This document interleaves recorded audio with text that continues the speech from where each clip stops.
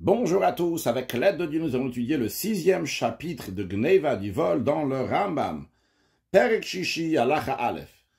Kol davar shecheskato ganu. Toute chose qu'on présume que cette chose a été volée, asur likachoto. On n'a pas le droit de l'acheter. Rien de même. Imrovoto davar ganu. Si la majorité de cette marchandise est sûrement volée, eh bien, en lokrimoto, on n'a pas le droit de l'acheter. Le ficha, c'est la raison pour laquelle. En lokriminaro, on n'a pas le droit de prendre des bergers de tsamer, de la laine, au chalav ou du lait, au gdaïm ou bien des brebis. Parce qu'en général, les bergers, ils sont là seulement pour garder les troupeaux, non pas pour les vendre. Donc, ça appartient au propriétaire du troupeau. Aval lokrimem, ce qu'on a oui le droit de prendre des bergers, c'est chalav ou gvina, du lait et du fromage. Mais même ça, c'est uniquement bamidbar, si c'est dans le désert. Parce que les propriétaires vont pas aller jusqu'au désert pour reprendre du lait et du fromage qui est là-bas. Aval lobayishuv, mais non pas dans un lieu habité, que là, les propriétaires vont, oui, se déplacer pour venir prendre le lait et le fromage. Donc, on n'aura pas le droit de les acheter des bergers. Ou mutar likach minaroim arbatson arba gizot shel tzamer. On a le droit d'acheter des bergers si on achète beaucoup, une quantité qui va être remarquable, qui est manquante dans le troupeau, que le propriétaire va remarquer. Si, en effet, la vente n'était pas légale, le berger n'aurait pas osé faire une telle chose, de vendre 4 petits bétails dans un troupeau, ou bien 4 toisons d'un petit troupeau, ça fait beaucoup, c'est remarquable, si c'est Meder Katan. Au Chamesh Meder Gadol, ou bien 5, si c'est dans un grand troupeau, parce que 5, ça sera remarquable dans un grand troupeau. Donc l'idée, elle est que si c'est remarquable, si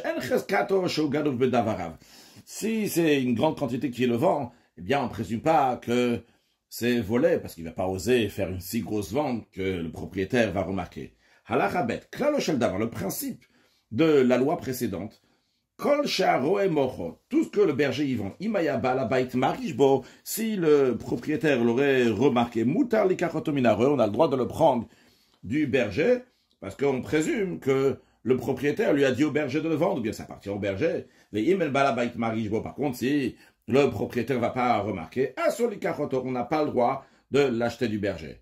Halacha gimel, donc dans cet esprit-là, donc la suite des halachot, en lokrimi shomre perot, on n'a pas le droit de prendre des gens qui gardent des fruits donc de quelqu'un d'autre, on n'a pas le droit de prendre chez eux, de eitzim, du bois, perot ou des fruits, el abizman shem yoshvim ou mochim, uniquement s'ils sont installés officiellement et ils vendent vers salim lifnem, de manière que les paniers sont devant eux, vers palace lifnem, et la balance se trouve aussi devant eux pour peser les fruits et le bois qu'ils vont vendre, sharia davar ou viesh lokol, parce que c'est officiel, et il y a un bruit qu'ils sont en train de vendre, tout le monde est au courant, parce qu'ils ne vont pas se cacher pour le faire. Donc c'est pas un vol, parce que les propriétaires, c'est sûr qu'ils sont au courant que ces gardiens de fruits, ils sont en train de vendre du bois et des fruits. Malgré cela, c'est uniquement s'ils font cette sorte de vente, donc avec une balance de manière officielle, mais à l'entrée du verger, du jardin. Qu'on peut, dès qu'on passe tout de suite, on peut voir ça. Mais non pas si le vent tout au fond, comme ça, du jardin, du potager, qu'on ne voit pas très clairement ce qui se passe là-bas. Même dans ce cas-là, dans tous les cas, si chez Amou Atren, si quelqu'un, il vend et il dit, hey, cache tout acheté.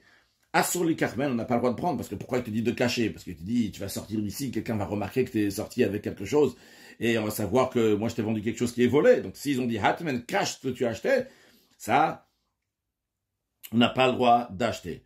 Au Mutar li Carmenaris, on a le droit d'acheter des bois, des fruits, du métayer. Métayer, donc c'est quelqu'un qui reçoit une part dans la production des produits agricoles. Vu que lui, il a une part dans les fruits et dans le bois, donc sûrement, ce qu'il est en train de vendre, c'est pas ce qui appartient au propriétaire, mais c'est ce que lui, le métayer, a reçu pour son travail. Halacha dalet. En lokrim min anashim ou min avadim ou min aktanim el advarim shecheskatam shem shelaim midat habealim. Lorsque des femmes mariées vendent des choses, ou bien des serviteurs vendent, ou bien des mineurs qui vendent, on a le droit d'acheter chez eux uniquement des choses qu'on présume que ça leur appartient, que le propriétaire il est au courant qu'ils les vendent. Kegon, par exemple, Nashim Shemach ou Klepishtan Bagalil. Des femmes qui vendent des vêtements en lin en Galilée. Là-bas, les maris donnent la permission à la femme de préparer des vêtements en lin et de les vendre pour que eux-mêmes, les femmes, vont se faire de l'argent. Ou un Galimba Sharon, ou bien des veaux dans le Sharon, donc là-bas, dans cet endroit qui s'appelle Sharon, ça coûtait pas cher. Donc les veaux, les femmes les élevaient et ils les vendaient pour eux-mêmes avec la consentance, l'accord du mari. Mais les autres choses, on n'a pas le droit d'acheter d'eux parce qu'on considère que ça ne leur appartient pas, ça appartient au mari, ça appartient au maître, ça appartient pas au mineur. Mais non, même dans ces cas-là, qu'on a oui le droit d'acheter d'eux, mais s'ils disent, achète, mais cache ce que tu as acheté de moi. C'est interdit d'acheter chez eux. Pourquoi? Parce qu'on présume qu'ils l'ont volé, ils ne veulent pas que le propriétaire ou le mari va être au courant. On a le droit d'acheter des œufs et des coqs dans tout endroit de toute personne. Parce qu'une si petite chose, la personne ne va pas rentrer dans le doute que peut-être on va l'attraper et qu'il a volé. Ça ne vaut pas coûter l'investissement pour ça de voler. Et s'il a dit clairement le voleur cache ces œufs, cache ces coqs-là, c'est interdit parce qu'on présume que c'est volé.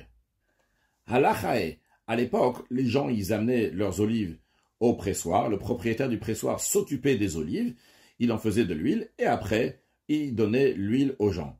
Alors, si quelqu'un qui est un propriétaire de pressoir, il vend des olives ou de l'huile, est-ce qu'on a le droit d'acheter chez lui? Eh bien, l'okrimina, Badad, on a le droit d'acheter des propriétaires du pressoir, Zeitim bemida, veshemen bemida, des olives en grande quantité, ou bien de l'huile en grande quantité. Avalo zeitim muatin velo shemen muat, mais pas une petite quantité d'olives qui ne va pas se faire remarquer par les propriétaires qui amenaient les olives, et ni une petite quantité d'huile qui ne sera pas remarquée par le propriétaire lorsqu'il va venir prendre l'huile après qu'il a laissé les olives.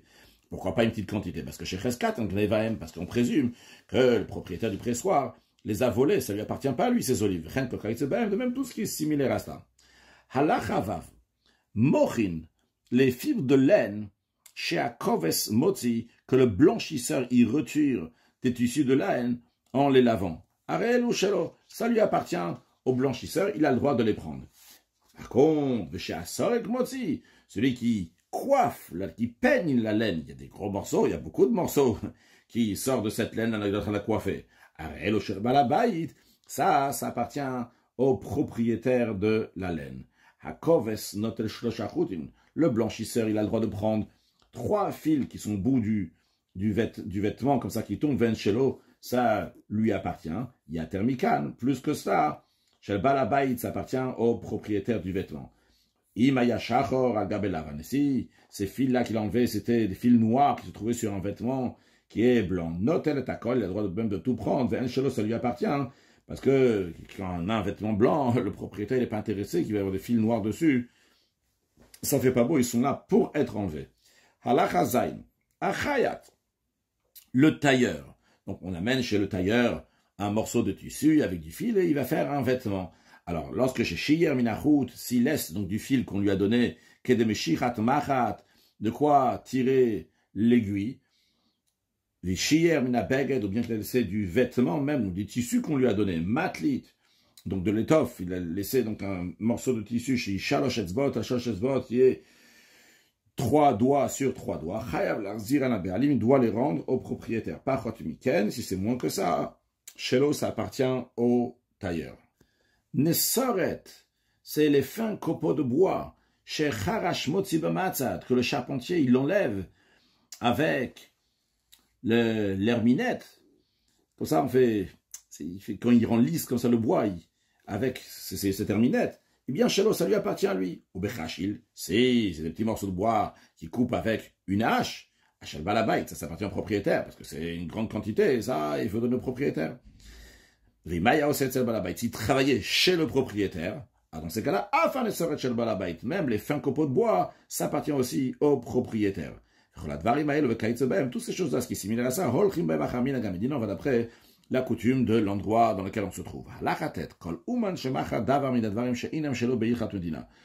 Tout artisan qui vend une chose parmi les choses qui ne lui reviennent pas conformément aux règles locales, qui gon mochin par exemple, en ce qui concerne donc les morceaux de petits morceaux de laine avec lesquels on remplit les oreillers chez Mecharana Sorek, que celui qui le foulon, celui qui peigne cette laine, il les a vendus dans un endroit où on avait dit que ça appartient au propriétaire. On n'a pas le droit d'acheter chez lui, parce qu'on présume qu'il les a volés.